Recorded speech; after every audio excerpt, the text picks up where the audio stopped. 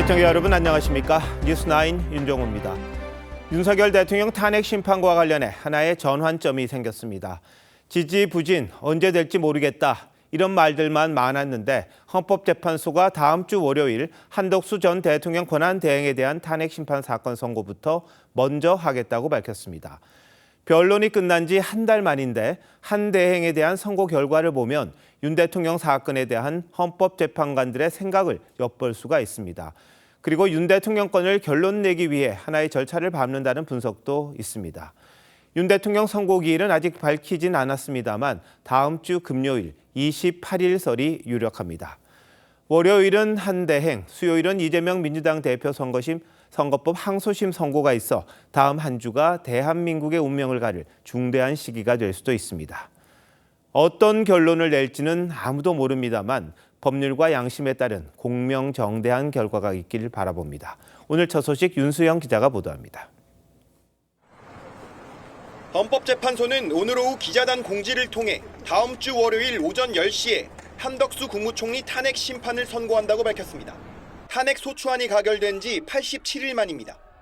국무총리 한덕수 탄핵 소추안은 가 192표로서 가결됐음을 선포합니다. 야당은 한 총리가 김여사 특검법과 내란 특검법 거부권을 행사하고 3명의 헌법재판관 임명을 보류하자 탄핵 소추했습니다. 비상계엄에 동조하고 묵인했다는 것도 소추 사유였습니다. 대통령 권한대행을 맡았던 한 총리 직무가 정지되면서 대행의 대행 체제가 시작된 겁니다. 지난달 19일 열린 첫 변론 기일에 한 총리는 탄핵 소추 사유를 모두 반박하며 직무 복귀를 요청했습니다. 극단의 정치는 국민 모두에게 막대한 비용을 지울 뿐 그 어떤 해답도 주지 못한다는 법조계 안팎에서는 한 총리 사건은 기각될 것이란 전망이 우세합니다. 앞서 국회 측은 검찰이 한 총리 수사 자료를 보내지 않는다며 추가 변론을 요청했지만 헌재는 혐의가 뚜렷하지 않기 때문이라며 일축한 바 있습니다. 한 총리 선고 시점이 윤 대통령 선고 지연의 이유로 꼽혀왔던 만큼 헌재가 한 총리 선고 뒤 이르면 오는 28일 금요일에 윤 대통령 사건을 선고할 가능성도 제기됩니다. TV조선 윤수영입니다. 헌법재판소가 그동안 한 대행 선고기일을 잡지 못하고 미뤘던 배경에는 마은혁 헌법재판관 후보자 임명 문제가 얽혀 있었던 걸로 파악됐습니다.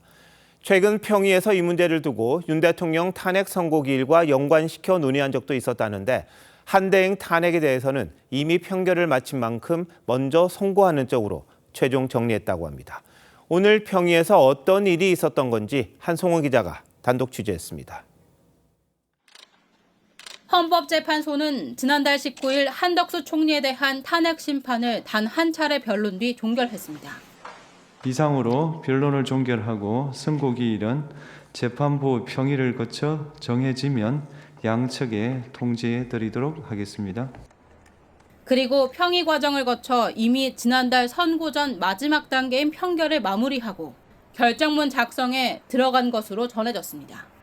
하지만 마은혁 헌법재판관 후보자 임명 문제가 맞물리면서 한 총리 탄핵 심판 선고 일정도 지연된 것으로 파악됐습니다. 헌재는 지난달 27일 전원일치 의견으로 최상목 권한대행이 마 후보자를 임명하지 않는 건 위헌이라고 결정했지만 최 대행은 여전히 마 후보자를 임명하지 않고 있습니다. 헌재 한 고위 관계자는 헌법재판관 후보자 임명을 하지 않는 건 위헌이란 헌재 결정에도 이를 따르지 않는 국가기관의 강한 우려가 있었다고 했습니다. 법조계 일각에선 윤석열 대통령과 한 총리 심판을 동시에 선고하는 방안도 거론됐는데 실제로 헌재 내에서도 이에 대한 의견차가 있었던 것으로 파악됐습니다. 이런 상황에서 국가기관의 국정 공백이 심각한 만큼 오늘 평의에선 변론이 종결된 사건부터 먼저 선고하자는 원칙론의 의견이 모아졌습니다. 한 총리 선고 기일이 잡히면서 윤 대통령 선고도 앞당겨질 가능성이 거론되지만 아직 평결이 진행되지 않은 걸로 전해졌습니다. TV조선 한송원입니다. 이제 관심은 윤 대통령 탄핵 심판 선고 결과에 어떤 영향을 줄지인데 두 번 모두 국회 측은 탄핵 소추 사유에 비상계엄을 포함시켰고 이후 탄핵 심판이 시작되자 내란죄를 소추 사유에서 빼겠다고 했었습니다. 한지은 기자가 두 사건의 연관성을 정리했습니다. 한덕수 총리 탄핵소추 사유 중 하나가 비상계엄 선포를 위한 국무회의를 소집해 계엄을 도왔다는 내용입니다. 윤 대통령 탄핵소추 사유와 직결되는 겁니다.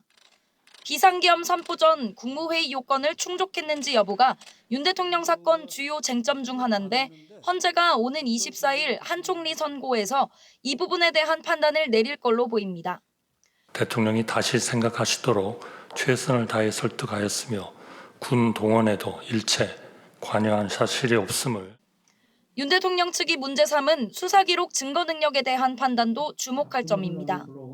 윤 대통령 측은 피고인의 동의가 없는 수사기록은 증거로 쓸 수 없다는 형사소송법 조항을 준용해야 한다고 주장해왔습니다.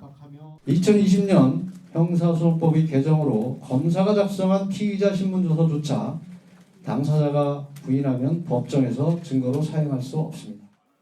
국회 측은 한 총리 소추 의결서에 명시된 내란 범죄의 형법 위반을 다투지 않겠다고 했는데 앞서 윤 대통령 사건에서도 똑같은 요청을 해서 논란을 일으켰습니다. 자칫 헌법재판이 형법 위반 여부에 매몰되는 것을 방지하기 위해서 헌법 위반 사실관계로서 다룸으로써 다만 헌재가 국회 의결 정족수 등 적법 절차 문제로 한 총리 탄핵을 각하하면서 윤 대통령 사건에 대한 예단을 피할 가능성도 있습니다. TV조선 한지은입니다. 한덕수 대행에 대한 탄핵 심판 선고일 지정에 여야 반응은 크게 엇갈렸습니다. 국민의힘은 만시지탄이라며 기각 결정을 자신했지만 민주당은 헌법재판소가 왜 대통령보다 총리 선고를 먼저 하냐며 마뜩찮은 반응입니다. 윤 대통령 사건에 대해 어떤 영향을 미칠지 그 해석도 달랐는데 장윤정 기자가 설명합니다. 한덕수 총리 탄핵 심판 선고기일 확정 소식에 국민의힘 권영세 비대위원장은 늦었지만 다행이라며 기각을 확신했습니다. 하고 달리 빨리 잡혔는데 잘 됐다고 봐요. 내용을 생각하면 기각하는 게 마땅하지요. 권성동 원내대표는 사안이 단순하고 변론 종결도 대통령보다 먼저 했기 때문에 선고를 먼저 하는 게 당연하다고 했습니다. 별개의 사건이다 이렇게 보고 있고 저는 대통령 탄핵도 좋은 결과가 있을 것이다. 선고 일자를 따로 잡은 건 윤 대통령 사건과 관련해 헌재 내부 토론이 격렬하단 방증이라며 기각이나 각하 가능성이 높아졌다는 주장도 나왔습니다. 민주당 지도부는 국회 본회의 직후 비공개 회의를 열어 대응책을 논의했습니다. 한덕수 국무총리 탄핵 선고일이 월요일로 지금 남았는데요. 거기에 대해서 한 말씀 좀 부탁드립니다. 대변인이 입장을 낼 겁니다.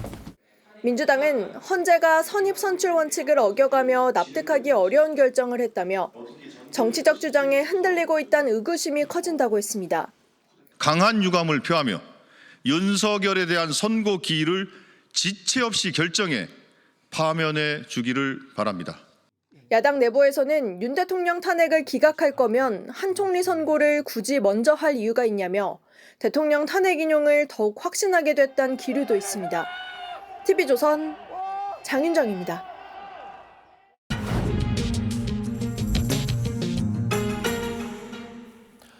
헌법재판소가 한덕수 대통령 권한대행에 대한 탄핵 심판 선고를 먼저 하기로 결정을 하면서 파장이 일고 있습니다.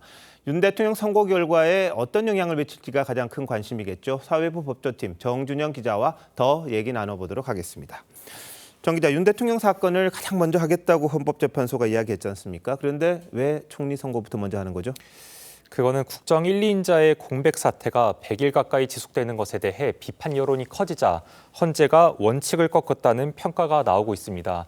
오늘 기준으로 대통령은 96일째, 총리는 83일째 직무가 정지된 상태입니다.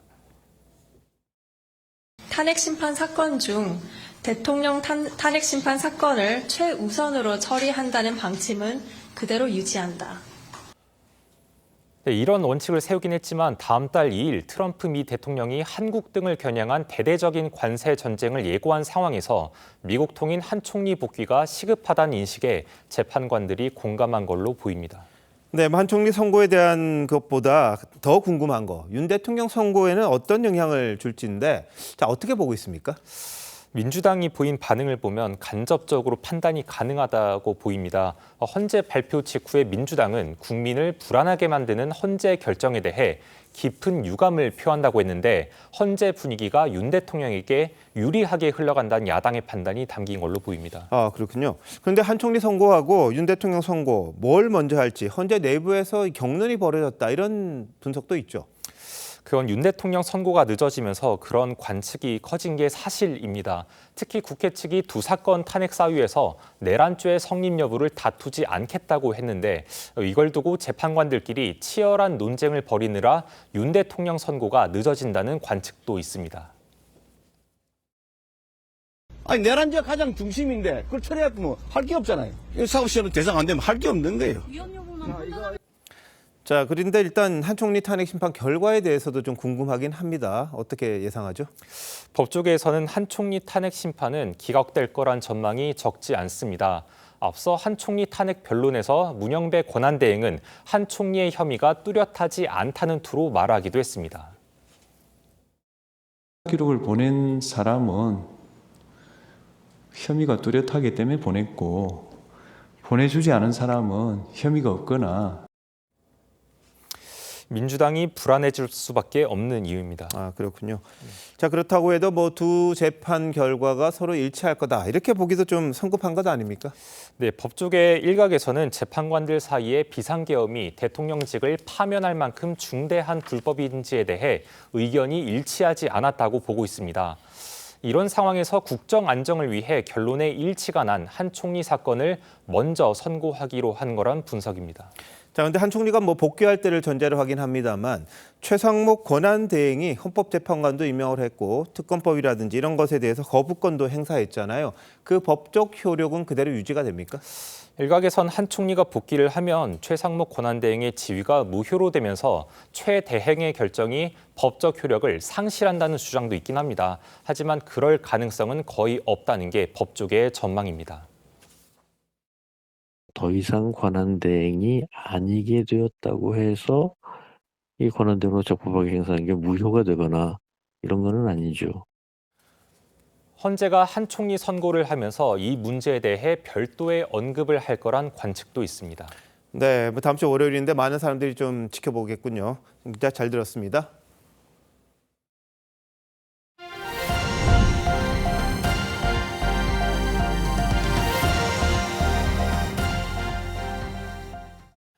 민주당 의원들이 헌법재판소 앞에서 윤석열 대통령 파면을 촉구하는 기자회견을 하다 봉변을 당했습니다. 누군가 던진 계란에 맞은 건데 탄핵을 반대하는 시위대 쪽에서 날아온 걸로 보입니다. 서로의 주장을 앞세우는 거야 뭘 하겠습니까만 이런 식의 폭력 아무에게도 도움이 되지 않습니다. 안혜리 기자의 보도입니다. 민주당 의원들이 헌법재판소 정문 앞에서 윤석열 대통령의 파면을 촉구하는 기자회견을 합니다. 윤석열을 파면하라! 파면하라! 파면하라! 파면하라! 곧이어 계란과 바나나 등이 민주당 의원들 쪽으로 날아들더니 멀리서 날아온 계란 하나가 백혜련 의원 얼굴을 강타합니다. 이건태 의원에게도 계란이 튀었습니다. 현장에 많은 인파가 몰려있던 탓에 계란을 던진 사람의 신원은 특정되지 않았습니다. 백 의원은 가해자를 처벌해달라며 경찰에 고발장을 접수했습니다. 너무 아파요, 제가. 이거는 정말 민주주의 사회에서 있어서는 안 되는 일이라고 생각합니다. 저도 개인적으로 고발 조치하도록 하겠습니다. 계란을 던진 사람에겐 폭행 혐의 등이 적용될 것으로 보입니다. 민주당 이재정 의원도 헌재 앞에서 윤 대통령 지지자에게 폭행을 당했다고 주장했습니다. 웬 남성분 한 분이 거의 날려치기를 하듯이 발로 차셔가지고 제 오른쪽 허벅지를 찼습니다. 정치인을 향한 계란 테러는 이번이 처음이 아닙니다. 지난 2021년 춘천중앙시장에 갔던 이낙연 전 민주당 대표가 계란을 맞았고 2016년엔 황교안 전 총리가 사드 배치에 항의하는 사람들로부터 물병과 계란 세례를 받았습니다. TV조선 안혜리입니다. 경찰은 전담 수사팀을 꾸려 계란을 던진 사람을 추적하고 있습니다.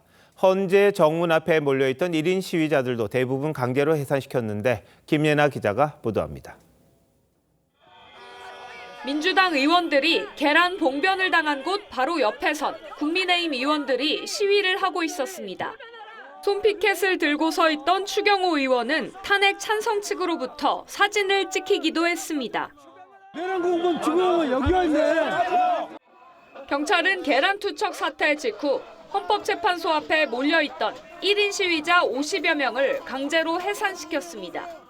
위험 발생 방지, 범죄 예방 저지를 위해서 복지 집행을 하고 있습니다. 지금 이동하세요. 경찰은 전담 수사팀을 꾸린 뒤 헌재 주변 CCTV 영상 분석 등을 통해 용의자를 추적 중이라고 밝혔습니다. 헌재 주변 통제도 한층 강화했습니다. 날계란 투척 사고 이후 경찰은 헌재 정문으로 향하는 양쪽 길목에 2m 높이의 철제 펜스를 세우고 통행을 차단하고 있습니다. 일부 시위자들은 갓길을 통해 헌재 앞으로 이동하려다 저지당하자 거칠게 항의했습니다. 저희가 들어가지 말라고 막으래요. 경찰의 통제 강화에도 헌재 정문 옆 인도에서는 윤 대통령 지지자들의 기자회견과 천막농성이 이어졌습니다. TV조선 김예나입니다. 헌법재판소 앞엔 대통령 탄핵을 반대하며 길게는 20일 넘게 단식 농성을 하고 있는 지지자들도 있습니다. 윤석열 대통령이 오늘 의사 출신 국민의힘 의원들을 통해 탄핵 심판보다 생명이 소중하다며 단식을 멈춰달라고 당부했는데 윤 대통령의 메시지가 공개된 건 석방 이후 12일 만입니다. 정민진 기자입니다. 한 여성이 헌법재판소 앞에서 태극기를 덮고 누워 있습니다. 탄핵 반대를 주장하며 23일째 단식 중인데 윤석열 대통령이 의사 출신인 국민의힘 인요원 서명옥 의원을 통해 단식을 멈춰달라는 메시지를 전달했습니다. 보내야 됩니다. 내가 살아야 나라도 있는데. 윤 대통령은 탄핵 심판 결과가 아무리 중요해도 여러분의 생명보다 소중할 수는 없다며 부디 단식을 멈추고 건강을 회복하길 간곡히 당부드린다고 했습니다. 대통령께서 정확하게 이걸 전달하고 싶다고 전달해라. 그래서 전달했습니다. 윤 대통령은 이달 초 분신을 시도한 뒤 치료 중 숨진 한 지지자의 유가족에게도 위로의 뜻을 전했습니다. 빈소를 찾은 대통령실 참모들은 유족들을 만나 대통령이 정말 가슴 아파했고 유서도 몇 번이나 읽어봤다고 했습니다. 윤 대통령의 메시지가 공개된 건 지난 8일 석방 이후 12일 만입니다. 이른바 관저 정치와 거리를 두며 침묵을 지켜온 윤 대통령이 탄핵 심판 선고를 앞두고 메시지를 낸 배경을 두고 여러 해석이 나오고 있습니다. 민주당은 지지자들을 염려하는 척 오히려 선동을 한다며 폭동을 조장하는 메시지라고 비판했습니다. TV조선 정민진입니다. 민주당이 결국 최상목 대통령 권한대행에까지 탄핵 절차를 밟기로 했습니다.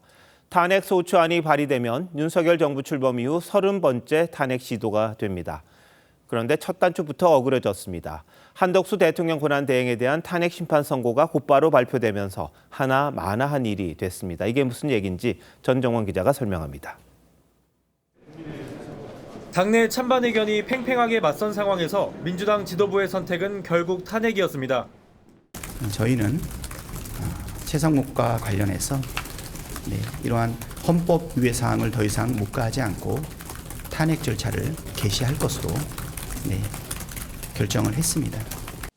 실제 탄핵 소추안이 발의될 경우 윤석열 정부 들어 30번째 탄핵안이 됩니다. 윤석열 대통령 탄핵 선고 일정이 예상보다 지연되자 마은혁 헌법재판관 후보자 임명을 거부하는 최상목 권한대행 탄핵 카드로 판을 흔들어 보겠다는 의도로 풀이됩니다. 다만 구체적인 절차와 시기는 더 논의하겠다고 했습니다. 민주당은 또 최 대행이 박근혜 정부 청와대 경제금융비서관이었던 지난 2015년 기업들에게 뇌물을 강요한 혐의가 있다며 내일 공수처에 고발장을 제출하기로 했습니다. 문제는 한덕수 총리 탄핵 심판 선고 결과에 따라 최 대행에 대한 탄핵이나 압박이 무의미해질 수 있다는 점입니다.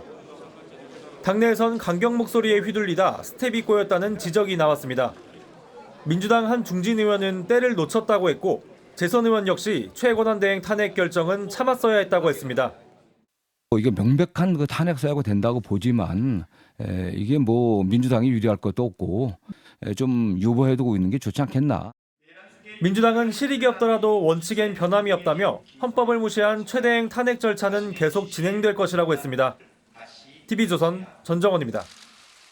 최상목 대행을 겨냥한 민주당 이재명 대표의 소위 몸조심 발언 논란이 이틀째 이어졌습니다.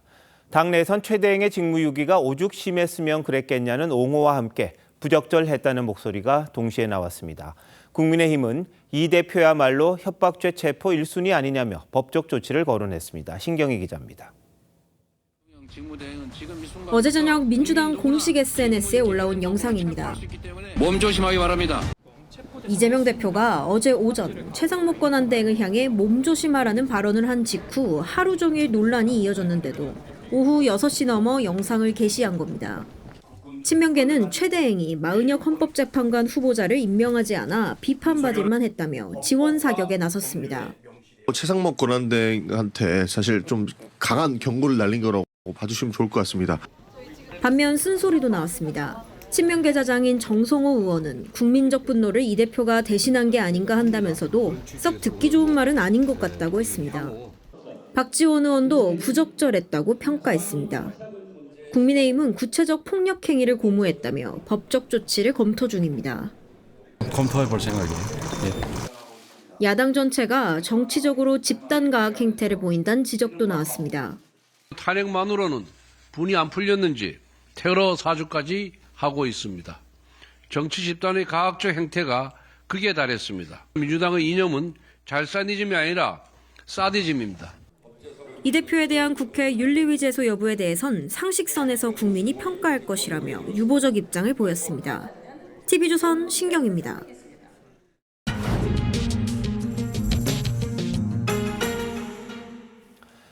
더 늦춰지는 듯 했던 한덕수 대통령 권한대행에 대한 탄핵 심판 선고일이 확정된 건 정치권에도 커다란 변수가 아닐 수 없습니다. 여야 셈법 복잡해질 수밖에 없겠죠. 정치부 이채림 기자와 더 짚어보겠습니다. 자, 이 기자 앞서도 말했는데 이 공식적으로 여당은 다행이다, 야당은 유감이다 이렇게 반응이 엇갈렸습니다. 분위기가 실제 그런 겁니까? 네, 일단 민주당 반응이 좀 미묘한 분위기입니다. 윤석열 대통령 탄핵 심판 선고를 조속하게 내려달라고 했던 민주당으로선 또다시 한 총리 선고 이후로 미뤄지게 되면서 유감을 나타낸 건 맞습니다. 특히 26일로 예정된 이재명 대표 선거법 항소심보다 밀릴 가능성이 기존보다 더 높아진 데 따른 우려도 있는 게 사실이고요. 다만 내부적으로는 긍정적인 신호로 해석할 부분이 있다는 반응도 나옵니다. 꼭 나쁜 것만은 아니다. 이건 어떤 의미죠? 네, 당초 민주당도 한 총리 파면까지는 어려울 거라고 보는 분위기가 적지 않았습니다. 결국 헌재가 윤 대통령 파면 전에 한 총리를 직무에 복귀시켜서 국가 공백 상황을 막으려는 거 아니냐 이런 해석이 가능하다는 겁니다. 또 한 총리 탄핵 심판과 윤 대통령 탄핵 심판이 엮여 있기 때문에 한 총리 편결이 끝났다는 건 윤 대통령 역시 어느 정도 정리가 됐다 이렇게 보는 시각도 있습니다. 그렇군요. 자, 근데 만약 한 총리가 직무에 복귀한다면 지금 민주당이 최상목 대행에까지 지금 탄핵을 하겠다 그랬잖아요. 이건 어떻게 되는 거죠? 네, 조금 전에 보셨지만 민주당이 최상목 대행 탄핵을 공언하긴 했지만 시기를 밝히지는 않고 있습니다. 이를 두고 실제 탄핵을 추진하겠다기보다는 마은혁 후보자를 임명하라는 압박용 성격 아니냐 이런 해석이 나왔는데요. 이 민주당은 한 총리 복귀 여부와 상관없이 탄핵 절차는 진행하겠다고 하긴 했지만 한 총리가 다시 대통령 권한대행으로 복귀할 경우에 이 최 대행에 대한 탄핵은 흐지부지될 가능성이 사실상 높아 보입니다. 이 때문에 실제 탄핵은 추진하지도 못하고 이 30번째 탄핵 시도라는 부정적인 이미지만 떠안게 됐다는 지적이 당 내에서도 나오고 있습니다. 네, 결정을 하자마자 또 선고일이 잡히면서 좀 난감해졌겠군요. 근데 여당은 그동안 한덕수 총리 탄핵 심판 먼저 해야 한다 이렇게 주장해왔던 거죠? 맞습니다. 무엇보다 이 통상 전문가이기도 하고 이 주미 대사를 오래 역임한 한 총리가 직무에 복귀하면 이 트럼프 행정부 출범 이후에 제대로 대응하지 못하고 있는 한미 관계 현안 해결에 실마리가 풀릴 걸로 기대를 하고 있습니다. 특히 이 한 총리 탄핵 심판마저 기각되거나 각하되면 민주당의 탄핵 시도도 8전 8패에서 9전 9패로 늘어나게 됩니다. 민주당의 무리한 탄핵에 따른 국정 혼란을 비판하는 여론 더 커질 거고 윤 대통령 탄핵 심판에도 긍정적인 영향을 줄 수 있을 거라고 기대하는 분위기도 있습니다. 다만 한편으로는 이 헌재가 윤 대통령 탄핵 심판을 앞두고 여론의 균형 추를 먼저 맞추려고 하는 거 아니냐 이런 일부 우려의 시선도 나오고 있습니다. 네, 여나 야나 자기들 생각하는 대로 지금 해석을 하고 있고 희망도 하고 있는데 여러 차례 말씀드렸습니다만 차분하게 결과 지켜보는 그런 자세가 필요한 때가 아닌가 싶군요. 이 기자 잘 들었습니다.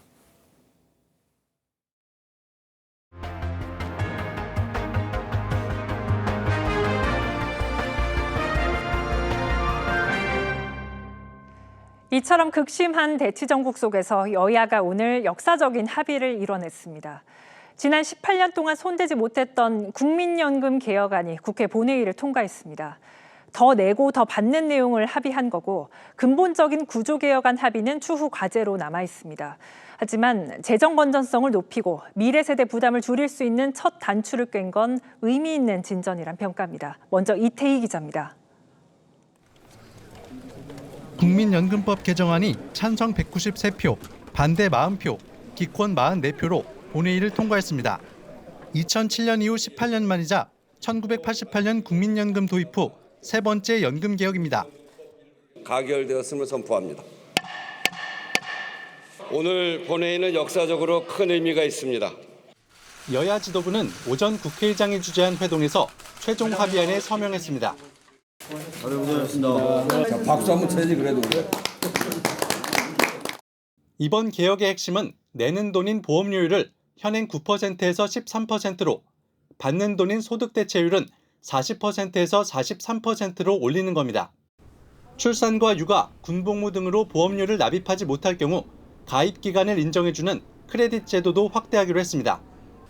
연금 고갈 우려가 커지는 상황을 고려해 국가가 연금 지급을 보장한다는 점도 법에 명시하기로 했는데 기금 소진 시점은 2055년에서 2064년으로 9년 늦춰지게 됩니다. 다만 일부 의원들은 여전히 청년 세대에 큰 부담을 준다고 반대했습니다. 미래 세대를 약탈하는 저는 협잡이라고 생각하고 일단 구조개혁 논의가 저는 가장 시급하다고 생각하고요. 여야는 구조개혁을 논의할 국회 연금개혁특위 구성안도 처리했는데 민주당이 대통령의 거부권 행사 명분을 준다며 반대해온 여야 합의 처리 문구도 포함했습니다.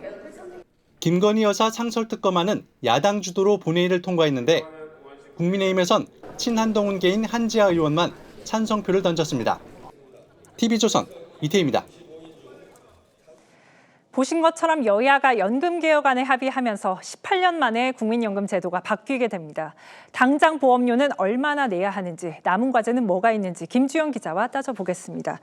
김 기자, 앞선 리포트에서 더 내고 더 받는다고 했는데 일단 보험료를 얼마나 내게 되는지가 궁금합니다. 얼마나 됩니까? 네, 현재 국민연금 보험료는 소득의 9%를 내는데 오늘 개혁으로 4% 더 내게 됩니다. 국민연금 평균 소득인 월 309만 원을 버는 사람은 현재 27만 8,100원을 보험료로 내고 있는데 12만 3,600원이 더 오릅니다. 사업주와 절반을 나눠서 내는 직장인이라면 매달 6만 1,800원의 보험료를 더 내게 되는 겁니다. 다만 이 보험료가 한 번에 바로 오르는 건 아니고 2033년까지 매년 0.5%포인트씩 8년에 걸쳐 오르게 됩니다. 내는 돈이 꽤 늘어납니다. 받는 돈은 얼마나 됩니까? 네, 소득 대체율이 높아지면서 받는 돈도 늘어납니다. 아까 309만 원을 버는 가입자가 연금을 40년 꾸준히 납입했을 때 처음으로 받게 되는 연금은 123만 7천 원에서 132만 9천 원으로 오릅니다. 평생 동안 내는 보험료는 5천만 원 정도 더 내게 되고 받는 총 연금은 2천만 원 정도 더 타게 됩니다. 전체적으로 보면 내는 돈이 더 많아지게 되는데 그렇다면 국민연금 재정은 좀 나아지는 겁니까? 이게 당장 급한 불만 끈 상태입니다. 이번 개혁으로 국민연금 기금이 적자로 전환하는 시점은 2041년에서 48년으로 7년 늦어지고요. 기금이 완전히 소진되는 시점은 2055년에서 64년으로 9년 늦어집니다. 어쨌든 고갈되는 구조 자체는 그대로인데요. 조세재정연구원 추산에 따르면 지금 은퇴가 시작된 1960년대생은 내는 돈보다 받아가는 돈이 3배 넘게 많은데 2020년생부터는 내는 돈만큼도 받을 수 없습니다. 이마저도 기금이 고갈되면 세금으로 메워서 받아야 하기 때문에 오늘 학계에서도 비판의 목소리가 나왔습니다. 지급보장 조항이 있으면 뭐합니까? 돈이 있어야 연금을 줄 수 있기 때문입니다. 세금 걷어서 연금 주면 된다고들 하는데 그 세금은 누가 낼 겁니까? 연금제도라는 게 노후 대비를 위한 거잖아요. 우리나라의 공적연금제도는 다른 나라에 비해 노후 대비를 하기에 충분한가요? 일단 우리나라의 노인 빈곤율은 OECD 최고 수준인데요. 스웨덴, 네덜란드, 프랑스 등 연금이 있는 다른 주요국들은 원래 소득의 50%가량을 보전해주고 있는데 우리 공적연금은 원래 소득의 35%가량밖에 보장하지 못하고 있는 상황이라 국민 노후를 위해서 개선이 시급한 상황입니다. 네, 이제 국회 연금특위도 설치가 되는데 여기에서는 어떤 부분이 논의되는 겁니까? 네, 국민연금의 지속 가능성을 위해서 재정 문제를 더 보강하는 논의가 계속될 것으로 보입니다. 인구 구조와 경제 상황에 따라서 보험료율과 연금액을 자동으로 연동하는 자동 조정 자치를 언제, 어떻게 도입할지가 주요 쟁점이 될 것으로 보이고요. 기초연금과 퇴직연금 등 다른 연금과 국민연금이 노후 소득을 보장할 수 있도록 근본적인 구조개혁도 논의해야 되는 상황입니다. 기초연금하고 국민연금과의 관계를 좀 재정립하는 게 필요하다고 생각해요. 지금 우리가 노인 빈곤율이 굉장히 높은데 기초연금이 그 역할을 좀 중점적으로 해줘야지 되는 식으로 재편이 될 필요가 있다고 생각하거든요. 여야가 극적으로 합의한 만큼 이제부터 시작입니다. 구조개혁 문제도 국회 특위에서 심도 있게 논의해서 연금 개혁이 꼭 완성되길 바랍니다. 김 기자 잘 들었습니다.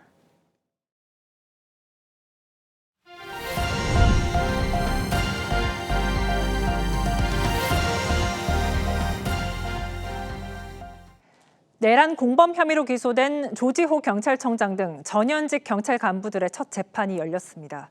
이들은 혐의를 전면 부인했습니다. 조 청장 측은 계엄 당시 국회를 통제한 건 평소처럼 치안 업무를 수행한 거라고 했습니다. 김도형 기자입니다. 조지호 경찰청장은 지난달 윤석열 대통령 탄핵 심판 증인으로 나와 내란 혐의와 관련된 질문엔 일체 답하지 않았습니다. 공소 사실에 좀 포함돼 있어서 이 부분은 좀 증언을 못하더라도 좀 양해를 부탁드리겠습니다. 하지만 오늘 열린 첫 형사재판에선 공소 사실을 적극 부인했습니다. 조 청장 측은 비상계엄 당일 국회의원들의 국회 출입을 통제한 것에 대해 평상시처럼 치안 임무를 수행한 것이라며 실질적으론 계엄이 조기에 해제될 수 있도록 기여했다고 주장했습니다. 대통령의 지시를 철저히 이행하지 않아 의원들의 계엄 해제 의결이 가능했다는 취지입니다. 김봉식 전 서울경찰청장 측도 국회에 처음 투입된 기동대 360명 정도로는 내란죄의 폭동이 성립하지 않는다고 강조했습니다. 윤승영 전 국가수사본부 수사기획조정관과 목현태 전 국회 경비대장 측도 국헌문란의 목적이 없었다고 했습니다. 반면 검찰은 피고인들이 윤 대통령 등과 공모해 경찰관 3,700여 명을 동원, 국회 등의 출입을 통제하는 방법으로 폭동을 일으켰다고 주장했습니다. 재판부는 경찰 지휘부 4명의 재판을 병합해 진행하기로 했습니다. TV조선 김도영입니다. 경찰이 네 번째로 낸 김성훈 경호처 차장 구속영장 신청서에 공수처도 내란죄 수사권이 있다는 주장을 뒷받침할 보고서를 첨부한 것으로 확인됐습니다. 앞서 법원에 공수처 내란죄 수사권을 문제 삼자 반박 근거로 제시한 겁니다. 그런데 이 보고서는 공수처가 2천만 원을 주고 의뢰해서 만들어진 거였습니다. 셀프 보고서란 비판입니다. 주원진 기자의 단독 보도입니다. 지난 2021년 3월 한국형사법무정책연구원이 만든 보고서입니다. 공수처가 2천만 원을 주고 맡긴 연구 용역 보고서로 공수처법을 해석한 주석서입니다. 경찰은 김성훈 경호처 차장 구속영장을 재신청하면서 이 보고서를 첨부했습니다. 보고서에는 공수처는 고위공직자에 대해 관련 범죄로 모두 수사할 수 있다며 공수처도 내란죄 수사권이 있다는 내용이 담겼습니다. 앞서 검찰이 영장을 3번 기각하면서 공수처의 내란죄 수사권 논란을 거론하자 반박 근거로 낸 겁니다. 책임자가 승인되지 않은 그 구역에 들어온 것에 대해서 정당한 경호 임무 수행이었습니다. 법조계 관계자는 법원이 윤 대통령 구속을 취소하며 공수처의 내란죄 수사권을 문제 삼은 바 있다며 경찰이 공수처의 셀프 보고서로 반박한 것이라고 비판했습니다. 이에 대해 공수처는 한국형사법무정책연구원이 수행한 연구인데 무슨 셀프 보고서냐고 반문했습니다. 경찰은 영장 신청서에 김건희 여사가 윤 대통령 체포 뒤 경호원들에게 총을 놔두고 왜 쏘지 않았냐며 이재명 대표도 쏘고 나도 자결하겠다고 말한 정황을 적시했습니다. 대통령실은 경찰이 정확한 증거도 없이 영장에 소설을 썼다고 반박했습니다. TV조선 주원진입니다. 오늘 새벽 인천의 한 고물상에서 불이 났습니다. 불은 순식간에 주변의 주택과 건물로 번졌고 잠결에 몸만 피한 주민 20여 명은 이재민 신세가 됐습니다. 고승현 기자입니다. 흰 연기가 구름처럼 치솟는 건물. 안은 시뻘건 화염으로 가득합니다. 소방대원들이 연신 물대포를 쏘지만 불길의 기세는 꺾일 줄 모릅니다. 잠자다 뛰쳐나온 주민들은 걱정스럽게 화재 현장을 바라봅니다. 뭐가 터지는 소리가 펑펑펑펑 소리가 났어요.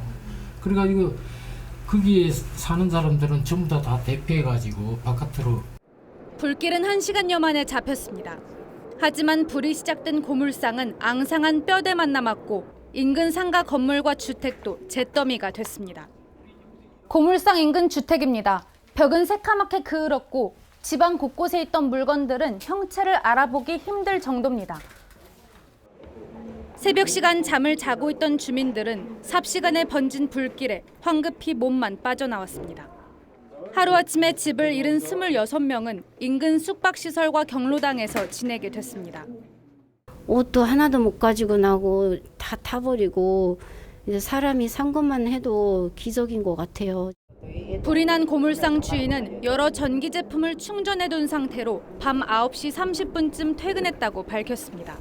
전기 가진 건지 저기 전동 공급 배터리인지 잘 몰라요. 경찰과 소방당국은 정확한 화재 원인을 밝히기 위해 합동 감식을 벌일 예정입니다. TV조선 고승현입니다. 오늘은 낮과 밤의 길이가 같아지는 절기상 춘분입니다. 봄 기온을 몰고 오는 서풍이 불면서 낮 기온이 최고 17도까지 올랐습니다. 하지만 일교차도 당분간 크게 벌어져서 건강에 유의하셔야겠습니다. 박재훈 기자입니다. 3월 폭설과 함께 온 꽃샘추위가 물러난 자리. 공원의 나무와 꽃들이 설레는 봄을 준비합니다. 거리의 풍경도 하루새 달라졌습니다. 한낮 서울의 기온이 15도를 기록하는 등 날씨가 따뜻해지면서 거리 곳곳엔 저처럼 코트를 벗은 시민들이 눈에 띄었습니다. 낮과 밤의 길이가 같아지는 춘분인 오늘 서울이 13도, 순천이 20도 가까이 일교차가 벌어졌습니다. 어제까지는 되게 추웠는데 오늘 일어나 보니까 되게 햇살도 화창하고 따뜻해진 것 같아가지고 좀 가벼운 차림으로 오랜만에 러닝 해보고 싶어서 나왔습니다. 모레까지 남쪽 고기압과 북쪽 저기압 사이로 온화한 서풍이 불면서 모레 대구와 포항 등은 낮 기온이 24도까지 오를 전망입니다. 이번 주말 고기압 영향권에서 따뜻한 서풍이 불어들고 햇볕이 더해지면서 낮 기온 20도가 넘는 온화한 봄 날씨가 예상이 됩니다. 봄 날씨를 부르는 서풍은 미세먼지도 몰고 와 대기질은 내일까지 나쁠 것으로 보입니다. 또 강원 영동과 경북 북부 지역엔 시속 90km가 넘는 강풍도 불어 기상청은 산불 등 화재 예방을 당부했습니다. 하지만 겨울이 완전히 사라진 건 아닙니다. 다음 주 중후반엔 영하 30도의 찬 공기가 한반도를 통과하며 한파를 몰고 올 가능성이 있습니다. TV조선 박재훈입니다. 62억 원의 전세 사기 행각을 벌인 부동산 임대업자가 구속됐습니다. 이 업자는 자신이 고위공무원 출신이란 점을 내세워 세입자들을 안심시켰는데 피해자 대다수는 사회 초년생들이었습니다. 이성진 기자입니다. 부산의 한 10층짜리 오피스텔. 이곳에서 2년 전까지 전세를 살았던 안모 씨는 아직까지 보증금 8,500만 원을 돌려받지 못하고 있습니다. 문자를 남겨도 답이 없고 그래서 힘들게 이제 연락이 되면 오히려 화를 내고 그러면서 저를 차단하면서 다른 세입자 18명도 보증금을 못 받고 있습니다. 건물주는 김모 씨로 실질적 소유주는 남편 70대 윤모 씨입니다. 지난 2016년 7월 오피스텔 건물을 통째로 사들였는데 시가보다 보증금과 은행 채무가 더 많았습니다. 윤 씨는 이 같은 무자본 갭 투자 방식으로 2020년까지 8채를 더 매입했는데 73개의 호실 세입자들이 62억 원의 보증금을 떼었습니다. 윤 씨는 부산의 한 지자체에서 부구청장을 지낸 자신의 이력을 앞세워 주로 사회 초년생인 세입자들을 안심시켰습니다. 여러 채 건물을 가지고 있고 재력도 상당하다. 그리고 고위공무원 출신이기 때문에 연금 반환은 걱정 안 해도 된다라고 안심시켰습니다. 보증금 돌려막기로 버티던 윤 씨는 2021년 11월 2개 건물 세입자 60명의 전세 계약서를 월세 계약서로 위조해 담보 가치를 높이는 수법으로 48억 원을 사기 대출 받기도 했습니다. 경찰은 윤 씨를 사기 혐의로 구속해 검찰에 넘겼습니다. TV조선 이성진입니다. 고의로 교통사고를 내며 보험금을 타내는 사기가 갈수록 늘고 있습니다. 교통법규 위반 차량을 대상으로 주변 지인들과 공모하며 범행을 저지르고 있는데 이런 고의사고 혐의자 10명 중 9명은 2030 세대였습니다. 최수영 기자입니다. 백미러 사각지대에 있던 오토바이가 후진하는 차량 뒤로 오더니 갑자기 넘어집니다. 차선 변경 차량을 노리고 뒤에서 들이박는가 하면 뭐야? 박았어? 좌회전하는 차량이 차선을 바꾸자 그대로 부딪힙니다. 모두 보험금을 노리고 벌인 고의 사고입니다. 지난해 고의 사고로 적발된 사람은 431명, 재작년보다 2배 넘게 늘었습니다. 직업이 확인된 사기범 중에서 절반 가까이가 배달업과 운수업 종사자였습니다. 특히 사기범 10명 중 9명은 20, 30대로 그 비중은 해가 갈수록 늘고 있습니다. 당국은 불경기 여파로 소득이 불안정한 청년층이 주로 범행에 가담한 것으로 보고 있습니다. 평소에 이륜차를 운전하면서 배달 건수가 조금 줄어들었을 때는 이런 유혹에 빠지기가 되게 쉽기 때문에 수법도 치밀했습니다.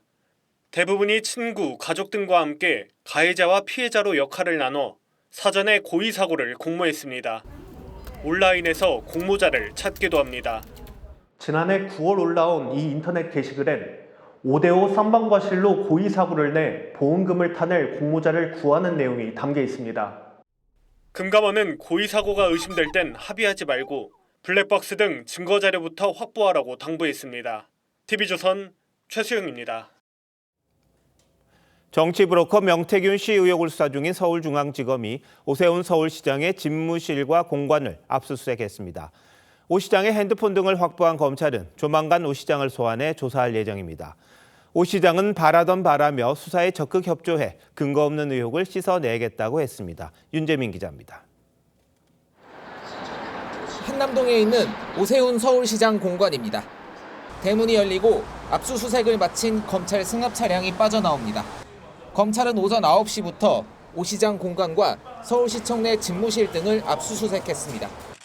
서울중앙지검은 지난달 17일부터 정치브로커 명태균 씨가 오 시장을 위해 여론조사를 해주고 오 시장 측근으로부터 비용을 대납받았다는 의혹을 수사하고 있습니다. 앞서 검찰은 여론조사비를 대납한 인물로 지목된 오 시장의 후원자 김한정 씨를 3차례 조사하고 압수수색도 마쳤습니다. 이 밖에도 김병민 서울시 부시장, 강철원 전 부시장 등 주변 인물들을 차례로 조사한 뒤 본격적으로 오 시장을 겨냥한 겁니다. 터무니없는 가짜 여론조사가 당시 선거에 필요하지 않았는지 객관적인 자료를 가지고 분명하게 오늘 입증하고 올 예정입니다. 검찰은 오늘 압수수색에서 오 시장이 그간 사용해온 휴대전화 8개 등을 확보했고 자료 분석을 마치는 대로 오 시장을 소환 조사할 전망입니다. 오 시장은 기다리던 바라고 했습니다. 비수사를 마무리하려면 제가 가서 조사에 임해야 되고 그러기 위해서는 꼭 거쳐야 되는 절차라고 생각을 했기 때문에 그러면서 명 씨가 운영하던 미래연은 무자격 불법업체이기 때문에 정치자금 지출도 성립하지 않는다고 했습니다. TV조선 윤재민입니다. 이재명 민주당 대표가 이재용 삼성전자 회장을 만났습니다.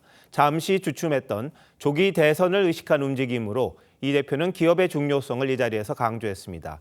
그런데 정작 민주당 의원들이 회동 2시간 뒤 기업들이 반대하는 상법 개정안을 빨리 공포하라고 정부에 촉구했습니다. 본심이 뭔지 헷갈릴 때가 많습니다. 장세희 기자가 보도합니다. 민주당 이재명 대표가 삼성전자가 운영하는 청년 소프트웨어 교육기관을 찾았습니다. 기다리고 있던 이재용 삼성전자 회장이 다가가 인사를 나눕니다.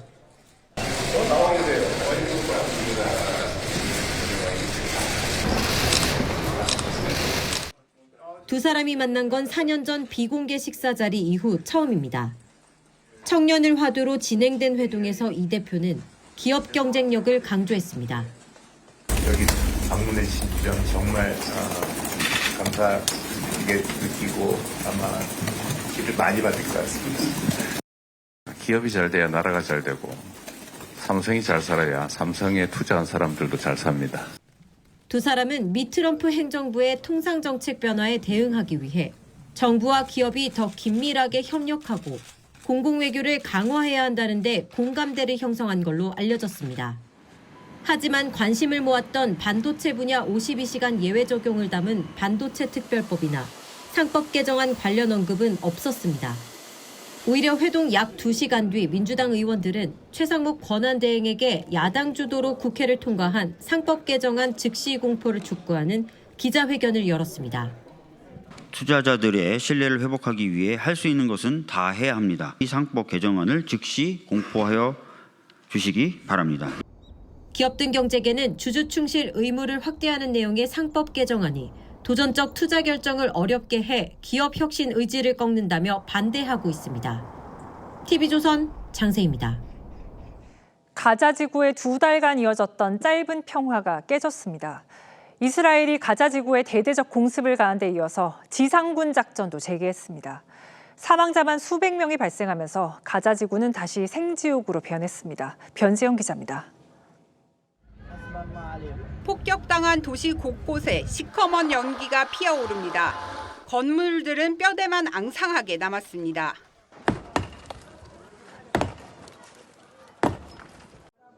병원은 이미 발 디딜 틈이 없습니다. 하얀 천으로 쌓인 시신 수백 구는 거리에 쌓였습니다.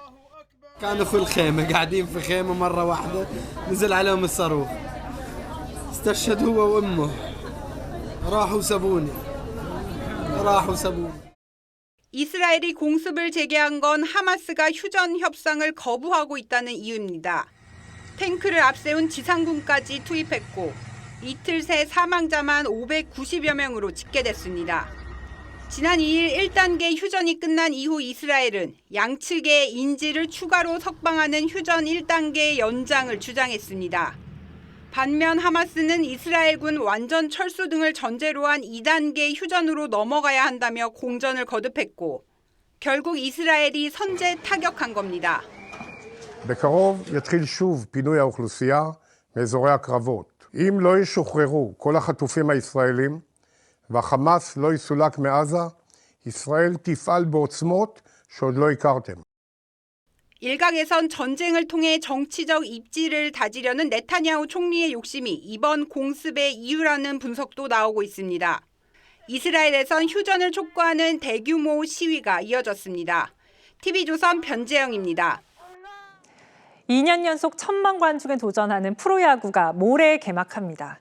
10개 구단 감독과 선수들이 한자리에 모여 포부를 밝혔는데 2연패를 달성하겠다는 기아와 이를 저지하겠다는 나머지 구단들의 자존심 대결이 치열했습니다. 이다솜 기자입니다. 올해도 가장 강력한 우승 후보로 꼽히며 공공의 적이 된 기아는 강렬한 이행시로 출사표를 던졌습니다. 기아 왕조. 아직 시작도 안 했습니다. 야구 팬들의 가장 큰 관심사인 우승 공약에서는 모기업의 자존심을 건 입담 대결이 뜨거웠습니다. 우리나라 최고의 놀이기구가 있는 롯데월드지 않습니까? 팬분들을 모시고 롯데월드 투어 한번. 제가 알기로는 대한민국에서 최고의 놀이동산은 에버랜드라고 생각하고 있습니다. 1000명을 초대해서 1일 데이트를.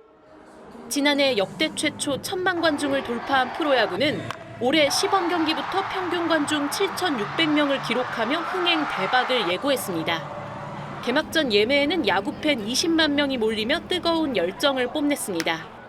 사우나에서 아는 척하는 건 좀 불편하거든요. 그렇죠. 그런 부분들도 그 정도로 열정이십니다. 모레 개막전에서 10개 구단은 전원 외국인 투수를 선발 투수로 내세웠습니다. 올해는 경기 시간 단축을 위해 투수와 타자의 준비 동작에 시간 제한을 두는 피치 클록이 도입되고 연장전이 기존 12회에서 11회로 줄어드는 등 보다 빠르고 재밌는 야구가 예고됐습니다. TV조선 이다솜입니다.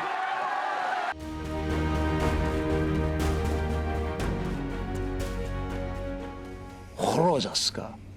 앞으로 니캉 행동캉 얼마나 잘 나가는지 내가 한번 두고 볼게다. 몸 조심해라. 조폭 영화의 신기원을 열었던 곽경택 감독의 친구입니다. 우정이 깊었지만 두 깡패는 결국 죽고 죽이는 운명이 됩니다.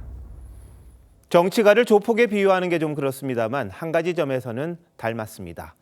권력 앞에서 모두 폭력의 유혹에 빠진다는 거죠. 이재명 민주당 대표가 최상목 대통령 권한대행에게 몸조심하기 바란다고 했습니다. 섬뜩합니다. 그것도 민주당의 최고위층 공식 회의에서였습니다. 이 대통령 직무대행을 한다는 최상목 부총리가 아예 국헌 문란 행위를 밥 먹듯이 하고 있습니다. 지금 이 순간부터 국민 누구나 직무유기 현행범으로 체포할 수 있기 때문에 몸조심하기 바랍니다. 말에는 날이 섰고 표정도 딱딱했습니다. 말이 끝나자 바람이 불더니 종이더미가 날립니다. 무슨 조화일까요? 아무리 화가 나고 분이 안 풀려도 그렇지 일반인도 하지 않는 노골적인 협박과 극언을 지금 대통령직을 맡고 있는 대행에게 퍼부은 겁니다. 이 대표 말을 듣고 지지자들이 사적 보복을 하면 어쩌려고 그러나 걱정되기도 합니다. 비판이 당연히 따라올 수밖에요. 이게 도대체 거대 야당 대표의 입에서 나올 수 있는 발언인지 IS와 같은 테러리스트가 한 말이 아닌지 잠시 착각했습니다. 이재명 대표는 이전에도 최 대행을 대한민국을 가장 불안하게 만드는 주범, 내란 행위에 책임을 물어야 한다며 수시로 탄핵을 겁박했습니다. 장관 겁박, 공수처 겁박, 헌재 겁박, 대통령 권한대행 겁박. 줄 탄핵에 이어 줄 겁박이 끝이 없습니다. 왜 그러는지는 알만한 분들은 다 압니다. 20세기 영국을 대표하는 정치학자 버나드 크릭은 정치를 이렇게 설명합니다. 말로써 서로를 달래고 조정해 자유와 질서를 보존하려는 인간의 계명된 행위다. 그런데 명심보감에서는 입이란 사람을 상하게 하는 도끼요, 말이란 혀를 베는 칼이라고도 했습니다. 몸조심하라고 한 거 정치일까요? 칼일까요? 테러를 당하고 권총 암살 제보에 방탄복까지 입은 이 대표가 할 언행은 아닙니다. 진정한 지도자는 서로 죽이는 게 아니라 살리는 말을 해야 합니다. 3월 20일 윤종호의 앵커 칼럼, 조폭 같은 정치였습니다.